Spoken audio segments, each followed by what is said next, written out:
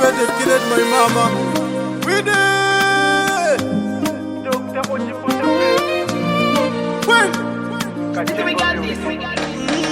Ndizabweza chani inekwa mai yanga panchito yose yomwe iwo wanayikwira kundinyamula mimba myezi 9 nkundipeleka nkundilela mpaka ndakula lululu mwanawe osalila pang'ono pang'ono uzakula usiku wa mai wosakona chifukwa cha ine lululu mwanawe osalila pang'ono pang'ono uzakula usiku wa mai wosakona chifukwa cha ine anandipeleka kwa Mulungu.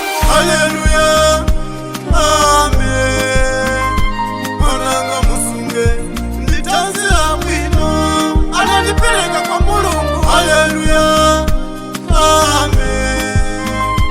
Mwananga musunge ndi moyo wa utali amaisa nasiyepo kundifunila za bwino amandipembelela usiku ndi usana musamuyiwale mwananga nkamateteza ena ndipo musamupitilile mkamadalitsa ena amaichikondi chanu chopambana ndipo sichokulidwa ndi ndalama alibe ngandipangisa ndikunyozeni ndinu Mulungu wanga wachiwiri mayi ine ndikukanika kubwezera kwake ndalama kali moto sizikwanira Mulungu yeka akudaliseni panchito yomwe anandipeleka